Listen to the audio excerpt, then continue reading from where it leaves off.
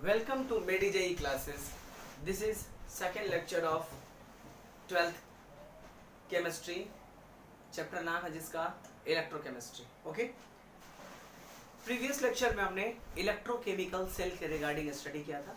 इस लेक्चर में हम स्टडी करेंगे कि इलेक्ट्रोड पोटेंशियल को कैसे मेजर करते हैं, नर्स्ड इक्वेशन क्या होता है, नर्स्ड इक्वेशन के हेल्प से हम इक्विलिब्रियम कांस्टेंट कैसे फाइंड कर सकते हैं, ठीक है, कंडक्टिविटी एटसेट्रा. ये सारे टॉपिक्स जो है ऑलमोस्ट आगे कवर होगा. ठीक है, सो हम स्टार्ट करते हैं मेजरमेंट ऑफ इलेक्ट्रोड पोटेंशियल, यानी किसी भी इलेक्ट्रोकेमिकल सेल का इलेक्ट्रोड पोटेंशियल को हम कैसे मेजर कर सकते हैं. So the topic is measurement of electrode potential. Okay, electrode. अब हमने देखा कि इलेक्ट्रोकेमिकल सेल में दो इलेक्ट्रोड पोटेंशियल होता है, एक ऑक्सीडेशन एंड रिडक्शन, यानी दो हाफ सेल होता है तो दोनों हाफ सेल का अलग अलग आपका इलेक्ट्रोड पोटेंशियल होता है. बट इस एक सिंगल इलेक्ट्रोड का इलेक्ट्रोड पोटेंशियल फाइंड करना मुश्किल है, यानी हम फाइंड नहीं कर सकते. ठीक है, यानी अगर बैटरी का सिर्फ पॉजिटिव टर्मिनल हो, नेगेटिव टर्मिनल ना हो तो हम उसका पोटेंशियल फाइंड कर सकते हैं? नहीं कर सकते हैं. यानी इसके लिए आपको दो टर्मिनल होना कंपलसरी है. So the potential of individual half cell can not be calculated, उसको हम मेजर ही नहीं कर सकते हैं. ठीक है, बट हम क्या मेजर कर सकते हैं? Electrode potential difference between the two electrodes जो हम फाइंड कर सकते हैं, जिसको हम सेल पोटेंशियल बोलते हैं. यानी सेल पोटेंशियल फाइंड करने के लिए हमें एक्सटर्नल किसी चीज का रिक्वायरमेंट नहीं पड़ेगा. बट अगर किसी पर्टिकुलर इलेक्ट्रोड का, फॉर एग्जांपल रिडक्शन इलेक्ट्रोड यानी एनोड है, उसका पोटेंशियल चाहिए, या कैथोड का पोटेंशियल इंडिविजुअली चाहिए, तो इन दैट कंडीशन हम सिंगल हाफ सेल को मेजर नहीं कर सकते. तो उसके लिए क्या करना पड़ेगा कि अगर मान लीजिए कि reduction potential and oxidation potential को आप अलग अलग मेजर करना चाहते हो, और कंडीशन ये भी है कि आप अलग अलग मेजर नहीं कर सकते, उसके लिए क्या होना चाहिए? कंप्लीट सेल होना चाहिए. तो हम क्या कर सकते हैं? कोई और एक स्टैंडर्ड इलेक्ट्रोड का यूज करेंगे. उस स्टैंडर्ड इलेक्ट्रोड का जब हम ऑक्सीडेशन एनोड के साथ में यूज करेंगे तो एक कंप्लीट सेल हो जाएगा. और उसी स्टैंडर्ड इलेक्ट्रोड का अगर मैं रिडक्शन के साथ करूं तो एक सेल बन जाएगा. लेकिन होना क्या चाहिए? जो मैं स्टैंडर्ड यूज करूंगा उसका पोटेंशियल डिफरेंस जीरो होना चाहिए. इसी के रिगार्डिंग में स्टडी करेंगे कि the potential of individual half cell can not be measured. Okay, so the potential of individual half cell can't be measured. तो हम मेजर क्या कर सकते हैं? We can only measure the potential difference between the electrodes, which is called cell potential. That is, we can only measure the potential difference between the two electrodes known as cell potential.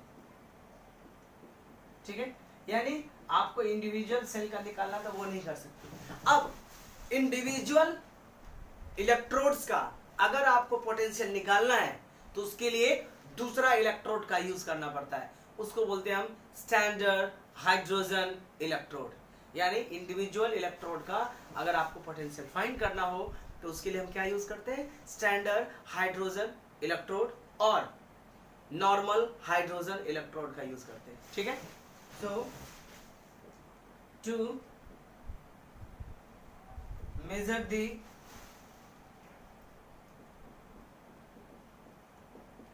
Potential of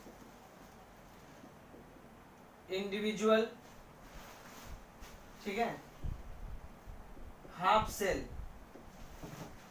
standard hydrogen electrode,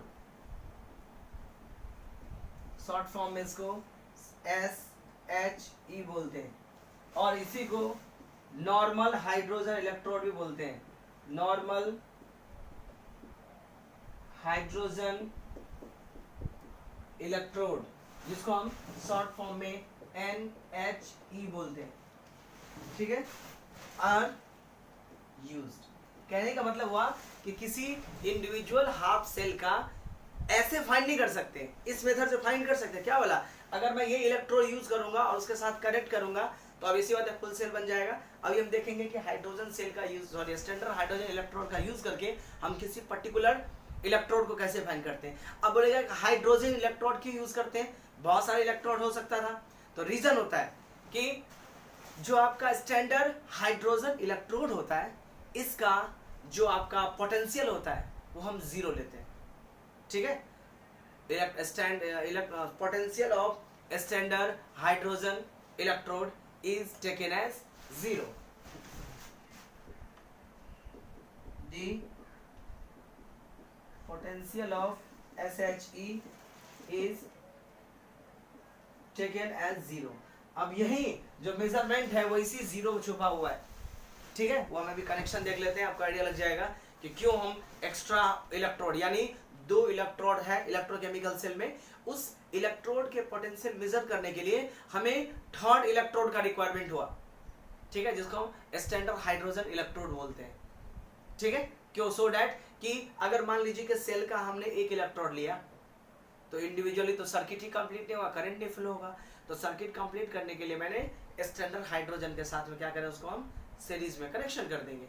अब standard electrode का potential कितना है, zero, तो जो potential difference निकलेगा cell का potential किसके बराबर हो जाएगा, इंडिविजुअल के बराबर हो जाएगा।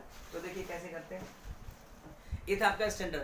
अब हम इसको रिप्रेजेंट कैसे करते हैं और ये बना किससे होता है, तो बेसिकली जो हाइड्रोजन स्टैंडर्ड हाइड्रोजन इलेक्ट्रोड होता है वो प्लैटिनम का बना होता है, फिर प्लैटिनम के ऊपर कोटेड होता है आपका प्लैटिनम ब्लैक, ठीक है। इसका मैं डायग्राम दिखा देता हूँ तो आपको आइडिया लग जाएगा।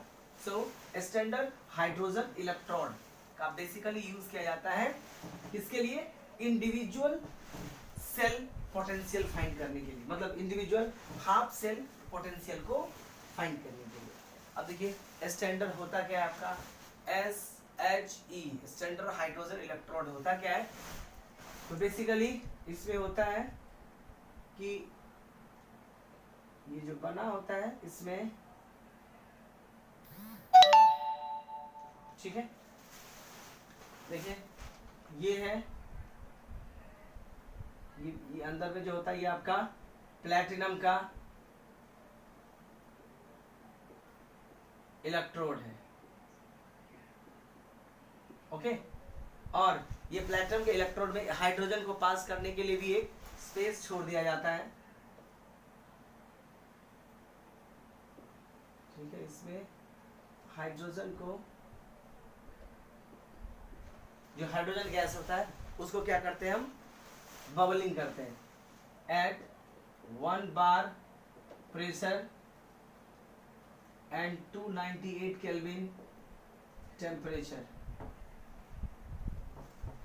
पे हाइड्रोजन गैस को बॉयल करते हैं। ये आपका प्लैटिनम इलेक्ट्रोड है, ठीक है, और ये जो उसका कोटिंग रहता है ये आपका ये जो पोर्शन है, this is the platinum black, finally divided platinum coated on platinum foil. और यहाँ से जिसमें भी कनेक्टेड करना आपको, जिसमें भी आपको कनेक्शन करना है वो यहाँ से आपका कनेक्ट हो जाता है, ठीक है। ये आपका ऐसे, और ये जो पूरा सॉल्यूशन होता है, ये जो पूरा इलेक्ट्रोड है वो आपका स्टैंडर्ड एसिडिक सॉल्यूशन में जो रहता है वो डिप रहता है, थोड़ा सा लिखा गया, छोटा कर लीजिए, जरूरी नहीं कि पूरा का पूरा डिप करें, ठीक है। तो ये हो गया, ठीक है। अब इसमें ये जो इलेक्ट्रोड होता है वो आपका रहता है आपका एसिडिक सॉल्यूशन में डिप रहता है, ये SHE का डायग्राम है, ठीक है। हाइड्रोजन गैस का बबलिंग होता है यहाँ पे, ठीक है। इसमें होता क्या है, कंस्ट्रक्शन अब समझ लीजिए, वो अपने लैंग्वेज में आप लिख सकते हैं कि basically it consist platinum electrode coated with platinum black, ठीक है। कंडक्टिविटी इंक्रीज करने के लिए प्लैटिनम ब्लैक का यूज करते हैं। Now this electrode is dipped into acidic solution of 1 molar concentration, तभी तो स्टैंडर्ड पहले था स्टैंडर्ड इलेक्ट्रोड पोटेंशियल का मतलब ही होता है कि जो इलेक्ट्रोलाइट है उसका कंसंट्रेशन कितना होना चाहिए, 1 मोलर होना चाहिए। So the concentration of this solution is 1 molar concentration, तो ही ये स्टैंडर्ड हाइड्रोजन इलेक्ट्रोड कहलाता है, ठीक है। तो आपको कंस्ट्रक्शन लिखना पड़ता है। अगर पूछ दे कि what is standard hydrogen electrode, तो standard hydrogen electrode is a electrode which is used to measure the half cell potential, ठीक है। इसमें होता क्या है कि एक प्लैटिनम इलेक्ट्रोड होता है which is coated with platinum black, and पूरा जो इलेक्ट्रोड होता है वो पूरा का पूरा एक एसिडिक सॉल्यूशन में, ठीक है,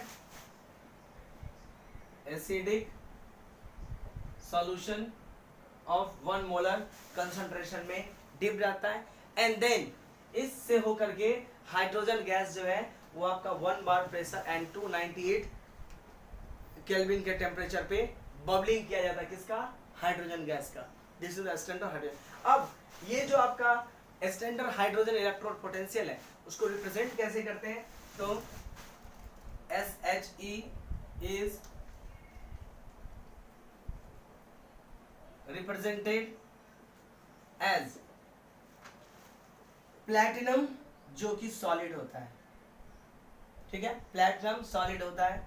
फिर इसमें है क्या, हाइड्रोजन जो कि गैसियस फॉर्म में है, और हाइड्रोजन जब बबल करेंगे तो हाइड्रोजन आयनाइज हो जाएगा। ऐसे ही हाइड्रोजन गैस किसी से कनेक्ट नहीं होगा, हाइड्रोजन क्या आयनाइज हो जाएगा, तो इसमें आपको मिलेगा क्या, H+ जो कि एक्वस स्टेट में होता है।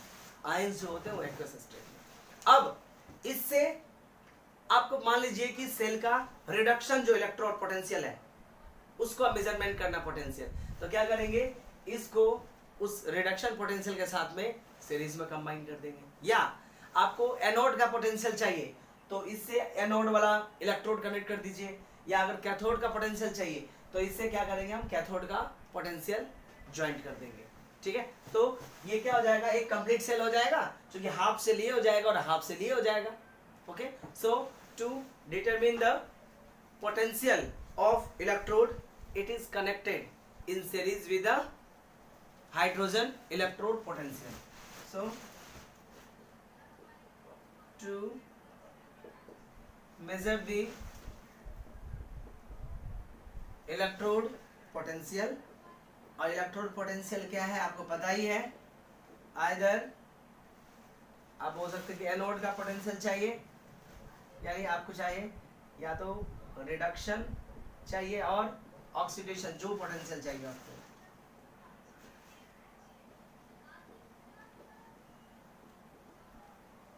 ठीक है, to measure the electrode potential of either reduction और oxidation half cell, it is connected in series with SHE, hydrogen standard hydrogen electrode के साथ में क्या कर देते हैं, हम कनेक्ट कर देते हैं। तो एक इक्वेशन ऑब्टेन्ड होगा, सॉरी दो इलेक्ट्रोड हो गया, यानी रिडक्शन यूज किया, इधर SHE हो गया, तो दो इलेक्ट्रोड हो गया। अब इससे जो सेल बनेगा, मैं अगर सिंबॉलिक फॉर्म में दिखाऊं तो आप ये समझ लीजिए कि यहाँ पे मान लीजिए कि पहले से जिंक था ना आपका एक, जहाँ पे आपका ऑक्सीडेशन हो रहा था, तो जिंक इससे कनेक्ट कर देंगे। देखिए एक कंप्लीट सेल हो गया। अब कंप्लीट सेल का तो सेल पोटेंशियल डिफरेंस फाइंड ही कर सकते हैं बाय पोटेंशियल डिफरेंस, तो ये कंप्लीट सेल हो गया। Now the potential difference across this two electrode कैसे फाइंड करेंगे, so the potential difference between two electrodes, कहने का मतलब हुआ सेल पोटेंशियल या सेल, ये हम जो बोलिए कितना फॉर्मूला लिखाएंगे, that is E of cell is equal to E of, हमने पीछे ही पढ़ा है, right, reduction potential reduction minus E of SHE। ठीक है, इसका मतलब क्या, रिडक्शन निकाला था तो रिडक्शन को SHE से कनेक्ट किया तो SHE एक ऑक्सीडेशन की तरह काम करना स्टार्ट कर देगा। अब देखिए यहां से ये E cell equal to reduction minus ESH है। अब अभी हमने देखा कि standard electrode potential of hydrogen क्या लिया जाता है, 0, क्योंकि ये कंप्लीट रिएक्शन बन गया ना सेल का। Now since E of SH standard hydrogen electrode कितना होता है आपका, 0। ठीक है, उसका इसीलिए उसी का यूज किया जाता है जिसका पोटेंशियल ऑलमोस्ट 0 हो। तो अगर मैं 0 रख दूंगा तो क्या हो जाएगा, E of cell is equal to E of reduction potential. तो देखिए यानी सेल का जो पोटेंशियल डिफरेंस निकला वो एक्चुअली किसके बराबर हो गया, रिडक्शन पोटेंशियल के बराबर। ठीक है, तो अब रिडक्शन पोटेंशियल क्या, एक इलेक्ट्रोड था तो एक इलेक्ट्रोड का पोटेंशियल निकल गया सेल के पोटेंशियल से। सिमिलरली अगर आपको ऑक्सीडेशन इलेक्ट्रोड हाफ सेल का निकालना है, यानी जिस पोर्शन में आपका ऑक्सीडेशन हो रहा है उस पोर्शन का ऑक्सीडेशन पोटेंशियल निकालना है आपको, तो कोई दिक्कत नहीं है। देखिए ये वाला पोर्शन था, इसको मैं रफ कर देता हूं। तो क्या करने का, ये जो स्टैंडर्ड हाइड्रोजन इलेक्ट्रोड पोटेंशियल था उसको कनेक्ट कर देंगे हम ऑक्सीडेशन के साथ में। तो फॉर ऑक्सीडेशन इलेक्ट्रोड पोटेंशियल तो आपको पहले सेल का लिखना पड़ेगा। ई सेल कितना होता है, E of reduction potential minus E of oxidation potential. E of cell equal to, आपने ऑक्सीडेशन का निकाल रहे इलेक्ट्रोड पोटेंशियल तो रिडक्शन इलेक्ट्रोड पोटेंशियल होगा ही नहीं, तो इसके बदले में क्या आ जाएगा, ई ऑफ SHE, क्योंकि ऑक्सीडेशन के साथ में कौन सा कनेक्टेड है, minus E naught oxidation. Again since cell का electrode potential standard potential hydrogen का इलेक्ट्रोड का कितना होता है, 0, तो फिर से ये क्या दे देगा, E of cell equal to minus of E naught, यानी जो सेल का पोटेंशियल है वो ऑक्सीडेशन पोटेंशियल के बराबर हो जाएगा। तो इंडिविजुअली हमने निकाल सकते थे, बट स्टैंडर्ड हाइड्रोजन इलेक्ट्रोड का जब यूज किया तो एक स्टैंडर्ड हाइड्रोजन इलेक्ट्रोड और दूसरा ऑक्सीडेशन ले लिया तो कंप्लीट सेल बन गया। उसका फॉर्मूला ये लिखा, हाइड्रोजन का 0 था तो फाइनली जो सेल का निकलेगा वही निकल गया आपका किसका, ऑक्सीडेशन का। तो हमें इंडिविजुअल नहीं निकाल सकते थे, लेकिन हमने एक कंप्लीट सर्किट बना करके उसका इलेक्ट्रोड पोटेंशियल हम फाइंड कर सकते हैं। इसीलिए स्टैंडर्ड हाइड्रोजन इलेक्ट्रोड पोटेंशियल का ही यूज करते हैं, बिकॉज उसका जो आपका पोटेंशियल डिफरेंस होता है, उसका जो स्टैंडर्ड इलेक्ट्रोड पोटेंशियल होता है वो 0 होता है। अगर 0 नहीं हुआ तो क्या हुआ, अगर 0 नहीं होगा तो होगा क्या कि आपको फिर इसका वैल्यू रखना पड़ेगा। ठीक है, तो आपका ई सेल के बराबर होगा। उस केस में एग्जैक्ट इलेक्ट्रोड का नहीं निकलेगा, इसीलिए हम स्टैंडर्ड हाइड्रोजन इलेक्ट्रोड का जो पोटेंशियल लेते हैं वो आपका 0 लेते हैं। ठीक है, तो ये था आपका मेजरमेंट ऑफ इलेक्ट्रोड पोटेंशियल।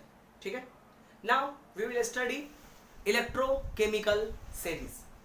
ये एक बहुत इंपॉर्टेंट टेबल है। ठीक है, केमिस्ट्री में ये बुक में टेबल के फॉर्म में दिया रहता है। ठीक है, ये एक्चुअली है क्या, इट इज अ अरेंजमेंट, इसमें इलेक्ट्रोड पोटेंशियल को अरेंज करके रखते हैं और उससे क्या फायदा होता है वो देखते हैं हम। So what is electrochemical series. ठीक है, उसके वैल्यू लर्न करने की जरूरत नहीं है, बट एक बार ये ध्यान होना चाहिए कि कौन किसके ऊपर नीचे आता है, उससे फायदा क्या होता है वो भी देखते हैं। तो चलिए हम स्टार्ट करते हैं। Electrochemical series. What is electrochemical series? So electrochemical series is a table, you can say it is an arrangement of reduction potential in decreasing order, यानी सबसे ज्यादा जिसका रिडक्शन पोटेंशियल जिस इलेक्ट्रोड का होता है उसका सबसे ऊपर, फिर उसके बाद जिस इलेक्ट्रोड का होता है उसका, फिर उसके बाद जिस इलेक्ट्रोड का होता है उसका, इस टाइप से। So electrochemical series is a arrangement of reduction potential in decreasing reduction potential value. ठीक है, so it is an arrangement of reduction potential of different electrode in decreasing order of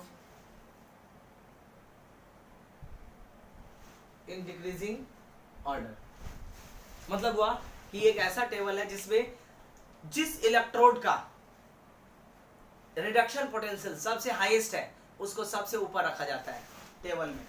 ठीक है, इस टाइप से दिया रहता है आपका टेबल, जैसे नेम ऑफ इलेक्ट्रोड एंड यहां दिया रहेगा आपका रिडक्शन पोटेंशियल। ठीक है, यहां पे आपका वैल्यू दिया रहेगा। रिडक्शन पोटेंशियल दोनों ही पॉजिटिव और निगेटिव दोनों ही होता है। ठीक है, अब इस इलेक्ट्रोकेमिकल सीरीज में सबसे हाईएस्ट, इस इलेक्ट्रोकेमिकल सीरीज में सबसे हाईएस्ट जो आपका इलेक्ट्रोड पोटेंशियल होता है वो होता है आपका फ्लोरीन का। Fluorine guys have highest reduction potential. इसका क्या मतलब होता है, यानी फ्लोरीन के जो रिडक्शन पोटेंशियल है वो सबसे हाईएस्ट है। कहने का मतलब F2 gas plus 2 of electron gain किया तो बन गया 2F माइनस। तो यहाँ पे फ्लोरीन गैस क्या किया है, इलेक्ट्रॉन गेन किया। इलेक्ट्रॉन गेन करना क्या कहलाता है, that is called the reduction. ठीक है, सो ये दो इलेक्ट्रॉन गेन करके रिड्यूस हो गया। पूरे इलेक्ट्रोकेमिकल सीरीज में सबसे ज्यादा सबसे ऊपर टॉप पे आपका होता है फ्लोरीन, और इसका 3 पॉइंट समथिंग वैल्यू 3.72 के आसपास इसका इलेक्ट्रोड पोटेंशियल होता है पॉजिटिव में। ठीक है, now what do you mean by, इसका क्या मतलब है कि इसका सबसे हाईएस्ट पॉइंट पे आपका इलेक्ट्रोड पोटेंशियल है। इसका मीनिंग होता है कि fluorine gas get easily reduced. जिसका रिडक्शन पोटेंशियल हाई होता है वो उतना इजिली रिड्यूस हो जाता है, और जो जितना इजिली रिड्यूस होता है वो उतना ज़्यादा आपका स्ट्रॉन्ग ऑक्सीडाइजिंग एजेंट होता है। इसका मतलब हुआ कि इस टेबल में जो सबसे ऊपर लाई करेगा वो अच्छा ऑक्सीडाइजिंग एजेंट होगा, जैसे फ्लोरीन अच्छा ऑक्सीडाइजिंग एजेंट होगा, और जो सबसे नीचे लाई करेगा वो आपका वीक ऑक्सीडाइजिंग एजेंट होगा। So in electrochemical series fluorine gas found in at the top of the electrochemical series. ठीक है, नाउ सबसे लोएस्ट जो इलेक्ट्रोकेमिकल सीरीज में है दैट इज लिथियम। ठीक है, लिथियम का जो इलेक्ट्रोकेमिकल है वो आपका सबसे कम है। ठीक है, इलेक्ट्रोकेमिकल सीरीज में रिडक्शन पोटेंशियल सबसे कम होता है लिथियम का, वो भी निगेटिव में होता है। तो इससे क्या पता लगता है कि इसका रिडक्शन पोटेंशियल बहुत कम है। इट मीन्स रिडक्शन पोटेंशियल का वैल्यू कम है, इसका मतलब हुआ कि ये बहुत वीकली रिड्यूस होगा।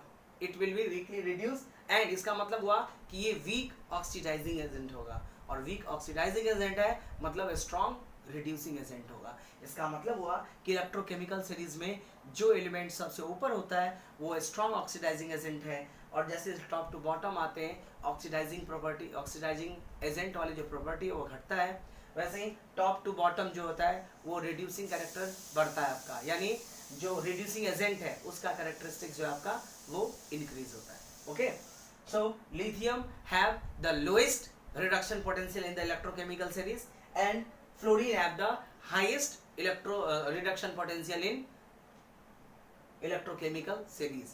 समझे, इसका मतलब क्या हुआ कि ये टेबल ध्यान रखने से आपको यही पता लगेगा कौन किसको रिप्लेस करता है। फॉर एग्जांपल अभी हमने डेनियल सेल देखा, तो डेनियल सेल में क्या था, डेनियल सेल में zinc and copper, zinc and copper का आपका इलेक्ट्रोड था। तो अब जिंक को हम ऑक्सीडेशन लेंगे या कॉपर को ऑक्सीडेशन लेंगे वो इसी टेबल से डिसाइड होता है। हमने वहां पे देखा कि जिंक को हमने ऑक्सीडेशन, जिंक प्लेट पे क्या हो रहा था, ऑक्सीडेशन हो रहा था। ठीक है, इसका मतलब है कि वो अच्छे रिड्यूस हो रहा था। जो खुद रिड्यूस हो वो ऑक्सीडाइज होता है, जो वो ऑक्सीडाइजिंग एजेंट की तरह काम करता है।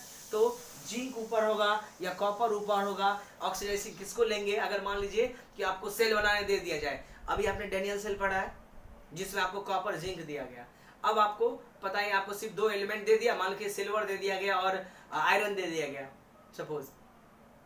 अब इसमें से आपको 2 इलेक्ट्रोड बनाने, एक को ऑक्सीडेशन पोटेंशियल बनाना, यानी एक को ऑक्सीडेशन इलेक्ट्रोड पोटेंशियल बनाना है, दूसरे को रिडक्शन इलेक्ट्रोड पोटेंशियल बनाना है। तो अब आपको कैसे पता लगेगा किसको बनाना है? तो वो आपको इस टेबल से पता लगेगा। ये टेबल आपको पता रहेगा तो पता कर सकते हैं, अच्छा इसका ऑक्सीडेशन हुआ, जैसे फ्लोरीन का क्या हुआ? रिडक्शन हुआ, इलेक्ट्रॉन गेन किया, तो फ्लोरीन का रिडक्शन हुआ तो ये टॉप पे है। यानी जो अगर मान लीजिए कि आपका जैसे कॉपर है, कॉपर क्या था? 2 इलेक्ट्रॉन गेन करके क्या बना था आपका? Cu+2, sorry Cu। तो इलेक्ट्रॉन क्या किया? गेन किया, तो ये इसका रिडक्शन हुआ। जबकि जिंक क्या कर रहा था? तो जिंक Zn+2 से 2 इलेक्ट्रॉन लूज किया था।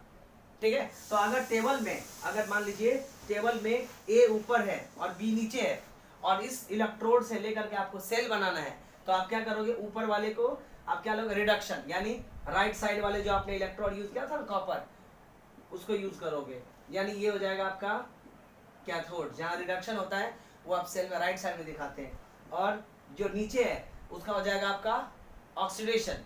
तो बी वाला पोर्शन जो हो जाएगा वो आपका यहाँ लेना पड़ेगा। तो इलेक्ट्रोकेमिकल सीरीज से आपको यही फायदा मिलता है, कौन रिड्यूस होगा, कौन ऑक्सीडाइज होगा, कौन क्या करेगा, ठीक है, उसमें वो आपको इलेक्ट्रोकेमिकल सीरीज से ही पता लगता है। इसलिए इलेक्ट्रोकेमिकल सीरीज में ये आपका एक टेबल के फॉर्मेट में दिया हुआ है, सबका वैल्यू भी दिया है, बट वैल्यू आपको लर्न करने की जरूरत नहीं है, क्योंकि वैल्यू बहुत सारे हैं, 100 एलिमेंट का दे रखा टेबल, तो वो सारे वैल्यूज हम लर्न नहीं कर सकते हैं। ठीक है, दैट्स वाई हमें क्या करना, सिर्फ ये एक बार देख जाने का है कि कौन किसके बाद आता है। ठीक है, सिल्वर है, जो मेन एलिमेंट है, आयरन है, निकल है, कोबाल्ट है, सिल्वर है, ठीक है, ये सब मेन एलिमेंट है, कौन ऊपर लाई करता है और कौन आपका नीचे लाई करता है, ये अपने को चेक करना होता है।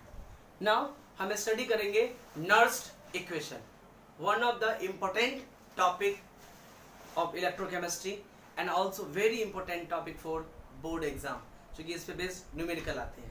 ठीक है, एंड बहुत ही हिट टॉपिक होता है आपका नर्स्ड इक्वेशन। ठीक है, एंड वेरी सिंपल, थोड़ा सा इसमें मैथमेटिकल कैलकुलेशन का यूज किया जाता है। ठीक है, तो देखिए बेसिकली नर्स्ड इक्वेशन है क्या। नर्स्ड, अब देखिए ऑब्वियस सी बात है, कंसंट्रेशन का जो इलेक्ट्रोलाइट है जिसमें आपने इलेक्ट्रोड को डिप कर रखे, उसके कंसंट्रेशन का कहीं ना कहीं इलेक्ट्रोड पोटेंशियल पे इफेक्ट पड़ता है। अगर कंसंट्रेशन ज्यादा है तो हो सकता है कि आयंस उसमें ज्यादा होगा, आयंस ज्यादा होगा तो अभी सी बात है करंट का फ्लो क्या होगा? फास्ट होगा, ज्यादा होगा। करंट का फ्लो फास्ट होगा तो पोटेंशियल डिफरेंस ज्यादा होगा। इसका मतलब हुआ कि concentration, if we change the concentration of electrolyte, the potential of electrode also changes. But कैसे चेंज करेगा? अगर मैं कंसंट्रेशन को डबल कर दिया तो कंसंट्रेशन जो इलेक्ट्रोड पोटेंशियल है वो डबल से चेंज होगा कि ट्रिपल से चेंज होगा कि हाफ से चेंज होगा, ये एक रिलेशन होगा तो ही हम फाइंड कर सकते हैं। तो नर्स्ड ने बेसिकली इक्वेशन डिराइव किया किसके बीच में?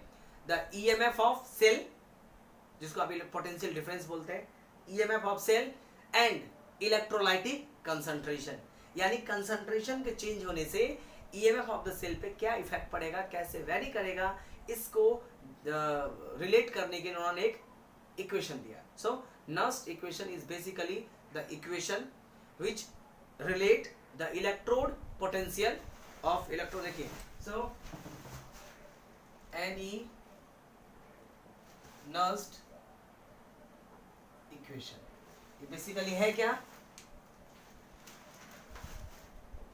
इट इज अ इक्वेशन जो करता क्या है? Which relate, it is equation which relate the electrode potential, electrode potential of electrode, जिसको आप ईएमएफ भी बोलते हैं, ठीक है, electromotive cell, EMF of cell, ठीक है, विद इसके साथ में इलेक्ट्रोलाइटिक कंसंट्रेशन, यानी इलेक्ट्रोलाइट के कंसंट्रेशन चेंज करने से सेल के पोटेंशियल पे क्या इफेक्ट पड़ता है, पूरे के पूरे जो सेल है, ठीक है, उस पे क्या इफेक्ट पड़ता है, इसको स्टडी करने के लिए नर्व्स ने एक इक्वेशन डिराइव किया, ठीक है, जिसको हम नर्व्स इक्वेशन बोलते हैं। नाउ है क्या कि पहले हम देखते हैं कि कोई भी एक इलेक्ट्रोड का रिएक्शन लिख लेते हैं और उस रिएक्शन के लिए उन्होंने रिलेशन क्या दिया वो देख लेते हैं, ठीक है। सो फॉर एग्जांपल की बात कर रहे हैं कि फॉर रिएक्शन ऑफ इलेक्ट्रोड, मान लीजिए किसी इलेक्ट्रोड पे जो रिएक्शन परफॉर्म हो रहा है वो क्या है आपका कि एक मेटल है जिस पे N पॉजिटिव चार्ज है, इसको न्यूट्रल होना तो क्या करना पड़ेगा, N इलेक्ट्रॉन गेन करना पड़ेगा। ये मेटल है और आयंस के फॉर्म में, तो आयंस क्या होता है आपका एक्वस, N इलेक्ट्रॉन गेन किया और ये कन्वर्ट किस में हो जाएगा, ये कन्वर्ट हो जाएगा आपका मेटल में, क्योंकि N पॉजिटिव चार्ज को N नेगेटिव चार्ज न्यूट्रलाइज कर देगा, ये कन्वर्ट हो जाएगा और मेटल क्या होता है आपका सॉलिड स्टेट में होता है। ये एक इलेक्ट्रोड पोटेंशियल है। पहले हम जनरल देखते हैं, फिर हम डेनियल सेल का ही पढ़ेंगे, जो कॉपर था, जिंक का था, हम उसको भी देखेंगे। फॉर जनरल कोई भी एक इलेक्ट्रोड का रिएक्शन है, ठीक है, ये कौन सा इलेक्ट्रोड का रिएक्शन है, इलेक्ट्रॉन गेन कर रहा है, इलेक्ट्रॉन गेन करना रिडक्शन है, इसका मतलब है ये रिडक्शन पोटेंशियल का इक्वेशन है। अब फॉर दिस नर्व्स इक्वेशन ने क्या दिया कि electrode potential of Mn plus से क्या कन्वर्ट हुआ, M is equal to standard electrode potential, क्या लिखते हैं, E0 से, ठीक है, यानी जब कंसंट्रेशन 1 होता है फाइंड करते हैं उसको स्टैंडर्ड बोलते हैं। So electrode potential is equal to standard electrode potential plus, ठीक है, RT upon NF ln concentration of upon concentration of M, square bracket use for concentration denote करने के लिए। तो कंसंट्रेशन ऑफ Mn प्लस है and this is concentration of M। ln log बताया था कि मैथ्स में दो टाइप के लॉग होते हैं, एक नेचुरल लॉग होता है, एक नेपियर लॉग होता है, तो ये आपका नेचुरल लॉग है, लेकिन इसको हम सॉल्व करते नहीं है। जो मैथ्स वाले हैं वो उनका ज़्यादा यूज़ करना पड़ता है, लेकिन जो बायो ग्रुप है उसको हम अभी जाकर के हटा देंगे। इक्वेशन इस फॉर्मेट में होता है बट लॉग फॉर्म में लिखे तो कोई प्रॉब्लम नहीं है, मैं उसको अभी ही हटा देता हूँ आपको, ठीक है। फिर देख लेते हैं कि वेरिएबल RT/NF है क्या। तो अगर मैं इसको कन्वर्ट करूँ स्टैंडर्ड लॉग के फॉर्म में तो क्या आएगा, E of Mn plus M electrode, normal जो इलेक्ट्रोड पोटेंशियल हो, स्टैंडर्ड इलेक्ट्रोड पोटेंशियल ऊपर नॉट सिंबल प्लस, जब ln को लॉग में कन्वर्ट करते हैं तो मल्टीप्लाई जाता है 2.303 RT अपॉन NF और ये कन्वर्ट हो गया लॉग में। ये मैथमेटिकल कन्वर्जन है, ये आपको आना चाहिए, ठीक है। मैंने इसके लिए एक अलग से ही वीडियो लेक्चर प्रिपेयर किया था, दैट इज नेचुरल लॉग पे बेस्ड था कि कैसे हम बिना कैल्सी का या बिना किसी टेबल का यूज करके हम कैल लॉग फाइंड कर सकते हैं, ठीक है। तो ln भी लॉग है, नेचुरल लॉग है, एक आपका नेपियर साइंटिस्ट ने दिया नेपियर लॉग, तो ln के लिए टेबल नहीं निकालते, हम जो सॉल्व करते हैं वो इसके लिए फाइंड करते हैं।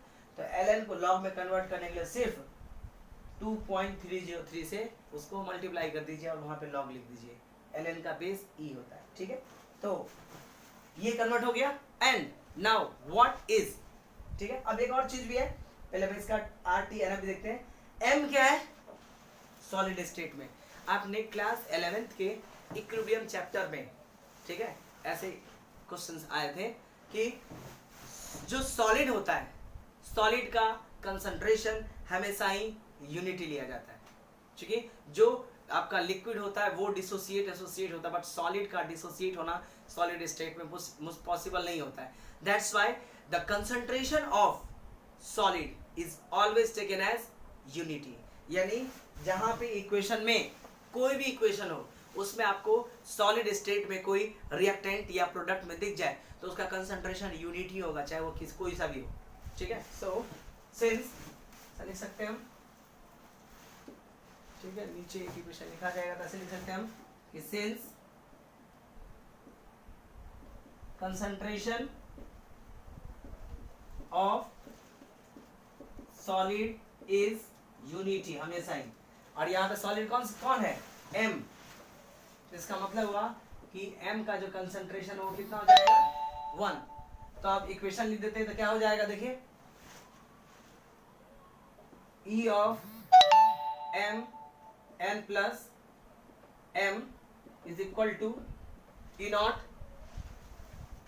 Okay, m n plus, so m plus 2.303 RT upon NF log concentration of, this is the electrode potential. कोई अगर एक पर्टिकुलर इलेक्ट्रोड दिया है तो इलेक्ट्रोड पोटेंशियल को फाइंड करने का ये आपका फॉर्मूला हो गया. अब देखते हैं कि कंसंट्रेशन क्या है. What is the concentration? Sorry, what concentration देख लिए. ये जो आपके पास आर है, टी है, एन एफ है, वो बेसिकली है क्या, उसके रिगार्डिंग देखते हैं हम. ठीक है. तो ये आपका इलेक्ट्रोड का आ गया. अब सिर्फ उसका वैल्यू देख लेते हैं कि एन एफ ये सब आपका बेसिकली है क्या. तो देखिए आप आर से पहले से आपको पता है आर क्या है. आर बहुत पढ़े. That is called the universal gas constant. जो आर है वो बेसिकली यूनिवर्सल गैस कांस्टेंट है. So R is gas constant and R का वैल्यू लेते कितना हम 8.314 joule per kelvin per mole. Okay. T is temperature in kelvin. T temperature है जो किस में लेना आपको? केल्विन में. बात करते हैं एन. तो एन है नंबर ऑफ इलेक्ट्रॉन गेन और लूज इन रिएक्शन. करने का मतलब हुआ इसमें ये रिएक्शन जैसे मान लीजिए कि A+2 है. ठीक है. अब इसको न्यूट्रल होना तो क्या करना पड़ेगा? 2 इलेक्ट्रॉन गेन करना पड़ेगा. It will be converted into what? A में कन्वर्ट हो जाएगा. तो इस रिएक्शन में कितना इलेक्ट्रॉन इन्वॉल्व हुआ? 2. तो N का बराबर हो जाएगा आपका 2. यानी जो N है वो एक्चुअली में चार्ज है. ठीक है. चार्ज ऑन मेटल बोल सकते हैं या चार्ज ऑन स्पेसीज बोल सकते हैं. So the N is basically what? N is charge. और ऐसे भी बोल सकते हैं नंबर ऑफ इलेक्ट्रॉन गेन्ड और लूज. जितना इलेक्ट्रॉन गेन और लूज हुआ है, ठीक है, वो. तो आपने देखा हमने कि इसमें बेसिकली जो रिएक्शन था अपने में n plus n electron becomes m. तो यहाँ पे कितना इलेक्ट्रॉन गेन किया था? n. तो इसीलिए यहाँ पे आया n. सो n किसी भी इलेक्ट्रोड पोटेंशियल का जो इलेक्ट्रोड का रिएक्शन है उसमें जितना इलेक्ट्रॉन गेन और लूज हुआ है उसके बदले में हम आप यूज करते हैं n चार्ज. नाउ कि व्हाट इज f? f को मानते हैं हम Faraday constant. Faraday constant. And this value of f is equal to 96,500 coulomb. Faraday एक चार्ज का लार्जर यूनिट होता है. ठीक है. 1 फैराडे कांस्टेंट 96,500 कूलम के बराबर होता है. और ये फैराडे होता क्या बेसिकली? ये जो चार्ज है वो किसके बराबर है? 1 मोल इलेक्ट्रॉन पे जितना चार्ज होता है उसको हम 1 फैराडे बोलते हैं. ठीक है. दैट इज, अगर वैसे यहाँ पे आपको समझ से खाली ध्यान देना था कि F कितना होता है, बट समझा दूं कि 1 फैराडे बेसिकली होता कितना है. सो 1 फैराड का मतलब होता है charge on 1 mole of electron. इसको आप फाइंड भी कर सकते हैं, 1 मोल ऑफ इलेक्ट्रॉन। तो 1 मोल में कितना इलेक्ट्रॉन होता है, अगर मैं कैलकुलेट करने की बात करूं तो 1 मोल ऑफ इलेक्ट्रॉन का मतलब क्या हो गया, 6.022 10 टू द पावर 23 इलेक्ट्रॉन। ये इलेक्ट्रॉन निकला है, नंबर ऑफ इलेक्ट्रॉन।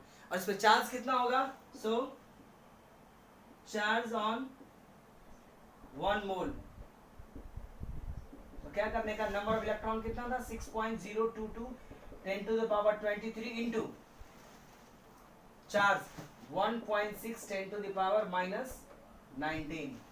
इसको मल्टीप्लाई कीजिए, ये 96500 के अप्रॉक्स आएगा। ठीक है, सो 1 फैराडे चार्ज का मतलब होता है the charge contained by 1 mole of electron. ठीक है, जनरली ये बुक में डायरेक्टली वैल्यू दिया रहता है, बट क्या होता है बेसिकली फैराडे वो नहीं दिया रहता। ठीक है, सो ये निकल गया आपका फैराडे। ओके, नाउ ये तो हमने जनरल इक्वेशन के लिए डिराइव किया।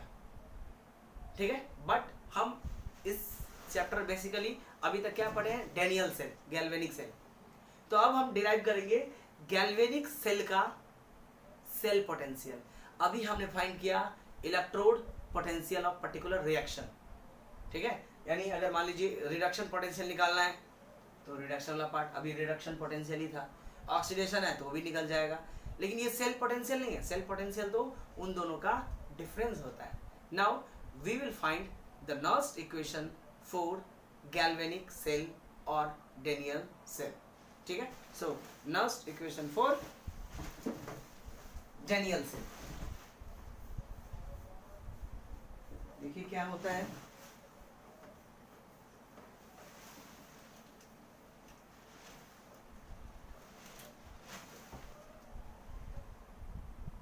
Nernst equation for Daniell cell। ठीक है, तो देखते हैं डेनियल सेल का इक्वेशन क्या था। 2 इक्वेशन था, कौन कौन सा, एक था आपका Cu +2 gain 2 electron becomes copper which is in solid state, this is aqueous state। इसके लिए नेक्स्ट इक्वेशन क्या होगा, E नॉट ऑफ Cu +2 से Cu is equal to standard Cu +2 Cu plus 2.303 RT upon NF।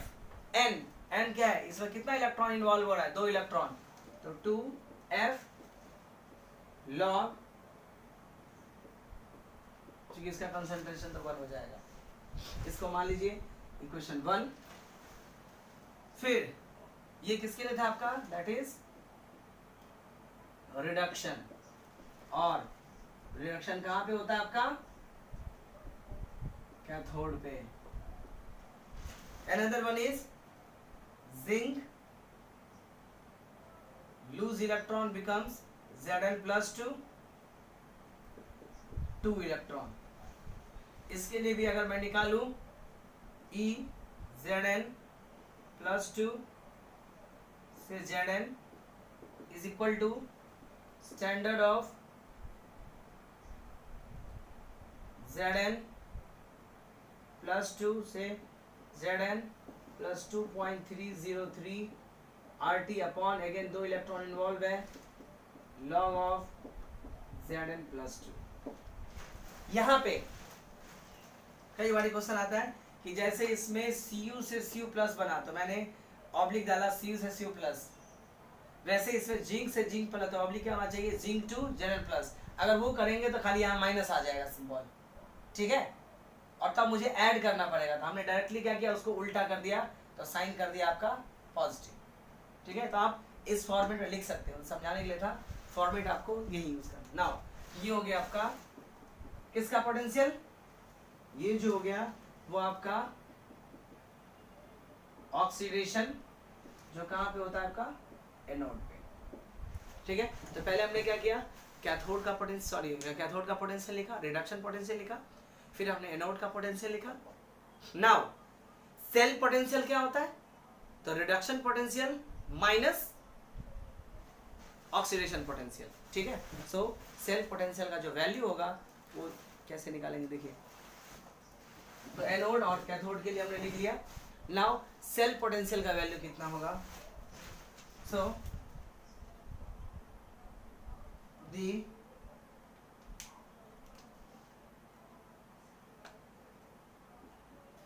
Cell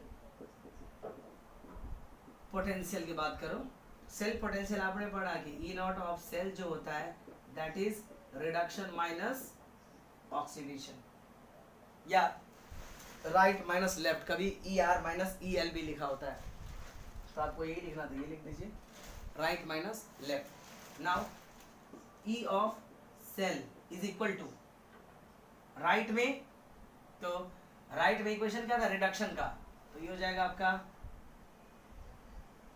E of C U plus two से C U minus E of zinc plus two to zinc. ठीक है, पहले क्या किया हमने, reduction potential लिखा, फिर ऑक्सीडेशन पोटेंशियल लिखा, और उसके बाद क्या किया हमने, जो स्टैंडर्ड सेल पोटेंशियल होता है E R minus E L, उसमें रिडक्शन क्या था, रिडक्शन पोटेंशियल ये, ऑक्सीडेशन पोटेंशियल आपका था ये, तो दिस। अब क्या करना है, ई इसका वैल्यू कितना है ये, और इसका वैल्यू कितना है आपका ये, वैल्यू रखना है और उसको सॉल्व करना है। तो हम करते हैं सॉल्व, थोड़ा सा रफ भी करना पड़ेगा चीज़ों को, थोड़ा थोड़ा मैं रफ कर देता हूँ यहाँ से, ताकि अगर इधर आ पाए तो। ठीक है, फॉन्ट छोटा कर देता हूँ तो आ जाना चाहिए। So E of cell is equal to, copper का था तो कॉपर के लिए क्या था आपका, ई ऑफ प्लस टू से C U naught my plus 2.303 RT by 2F log CU plus. ठीक है, माइनस जिंक वाला, तो जिंक वाला था आपका E naught of ZL plus two से ZN। ओके, इसी में बीच में फिर प्लस सिंबल था, और प्लस सिंबल के साथ में क्या था आपका 2.303 RT upon 2F log zinc plus 2। Okay, 2 plus, okay. Now अब इस वाले और इस वाले पोर्शन को क्या करते हैं, हम एक साइड कर लेते हैं। तो नेक्स्ट स्टेप में E of cell is equal to E of C U plus two C U minus E of Z N plus two Z N, इसको एक साइड कर लिया, माइनस दिस माइनस दिस, तो ये है आपका टू। एक काम करते हैं ना, इस दोनों में से 2 पॉइंट ये कॉमन निकाल लेते हैं, तो 2.303 अपॉन 2F कॉमन निकल जाएगा, तो निकल कितना जाएगा आपका log of CU log of CU plus 2 minus log of Zn plus। ठीक है, नाउ नेक्स्ट वन, इसको क्या बोलते हैं, reduction standard reduction potential minus standard oxidation potential, this is called E of cell is equal to E naught of cell। इसको बोलते हैं standard cell potential, ठीक है। Reduction potential, standard reduction potential minus standard oxidizing potential is equal to E naught of cell. तो यहाँ से एक formula भी बन गया कि अगर ये दोनों दिया हुआ है स्टैंडर्ड निकालना है तो फिर ये सब करने की जरूरत नहीं आपको, डायरेक्टली ई नॉट सेल का वैल्यू ये लिख दीजिएगा, ठीक है। ये फॉर्मूला निकल गया, E naught of cell equal to in standard of oxidation minus standard of reduction, वही फाइंड हो जाएगा आपका, ठीक है। सो प्लस अब ये log a minus log b के फॉर्मूला में बेस्ड है, तो ये हो जाएगा आपका 2.303 अपॉन 2f, ये हो जाएगा log cu plus 2 upon concentration log a upon log b। ये फॉर्मूला आपको पता होना चाहिए कि log a minus log b is equal to log a upon b होता है, ठीक है। ये आ गया, ये क्वेश्चन बन गया आपका। अब सॉरी आरटी था ना, यहाँ पे आरटी छूट गया था, ओके। अब आर आपको पता है, टेम्परेचर भी स्टैंडर्ड 298 लेते हैं, वही पता है अगर स्टैंडर्ड पूछे तो, ठीक है। फिर एफ जो है वो भी आपको पता है वैल्यू, तो जब आप सब वैल्यू रख दीजिएगा, ठीक है, टेम्परेचर का वैल्यू यानी इफ, तो ये एक इक्वेशन आ गया। बेसिकली जो है ये आपका डेनियल सेल का नर्स्ड इक्वेशन आ गया, ठीक है। डेनियल सेल का नर्स्ड इक्वेशन डिराइव करो तो यहाँ पे लाके छोड़ दीजिएगा। अब स्पेशल केस है कि इफ जो वैल्यू है वो सारा का सारा स्टैंडर्ड फॉर्म में है, अगर आर का वैल्यू आप 3.14 इंटू नहीं जूल पर केल्विन इनवर्स पर मोल इनवर्स, या पर केल्विन पर मोल हो गया, इनवर्स वाली जरूरत नहीं है, ठीक है। एफ का वैल्यू 96500 कूलम एंड टी का वैल्यू 298 केल्विन, यानी सारे स्टैंडर्ड वैल्यू रखेंगे तो वैसे ही इक्वेशन है, जब ही नहीं कि टेम्परेचर सेम दिया हो, अगर ये सब दिया हुआ हो तो इसको डायरेक्टली सॉल्व करने के बाद ई ऑफ जो सेल आता है वो 0.0591 अपॉन 2, मैं 2 क्यों कन्वर्ट कर रहा हूँ, क्योंकि रिएक्शन चेंज होगा तो ये इलेक्ट्रॉन चेंज होने के चांसेस हैं। ये कितना हो गया आपका log cu, ये छूट गया ना, E naught of cell plus 2.303, sorry ये तो सॉल्व कर दिया हमने, 0.0591 upon 2 log of cu plus 2 upon zinc plus 2 का concentration. So this is the nernst equation for Daniell cell, ठीक है। कभी इसका तो इसके बेस पे बहुत सारे आपके न्यूमेरिकल आते हैं, ठीक है।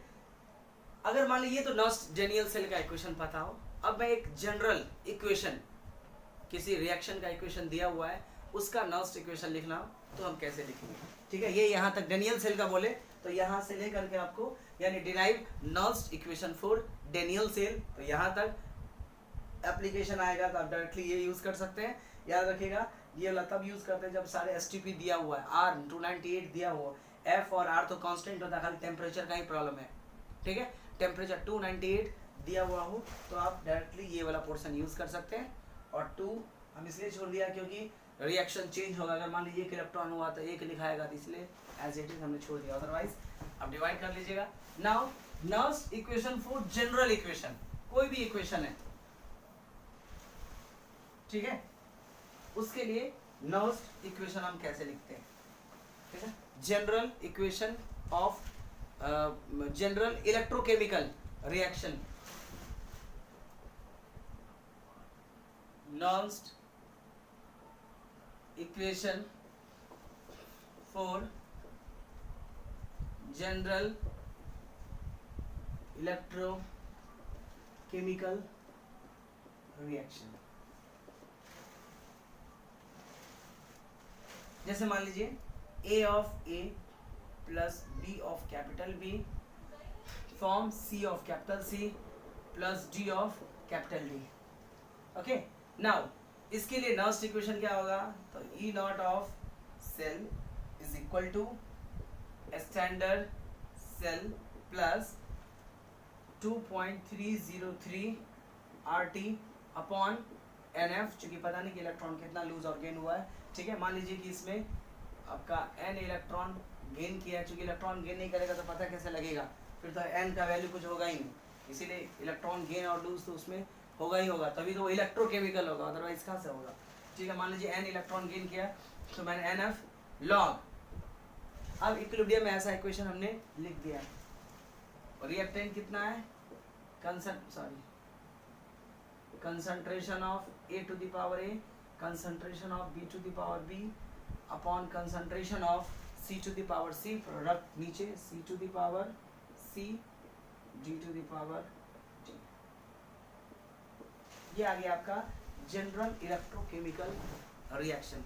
इलेक्ट्रोकेमिकल रिएक्शन है या नहीं है कैसे पता लगेगा, तो उस रिएक्शन में इलेक्ट्रॉन गेन और लूज पक्के से हुआ होगा, अगर इलेक्ट्रॉन गेन और लूज नहीं होगा तो आप n का वैल्यू रख ही नहीं पाओगे, तो आप नॉल्स इक्वेशन कैसे यूज करोगे। सो इलेक्ट्रॉन गेन और लूज हो तो इस इक्वेशन का आप यूज कर सकते हैं, ठीक है। तो ये था आपका electrochemical cell, sorry Nernst equation for electrochemical cell, that is Daniell cell से रिलेटेड।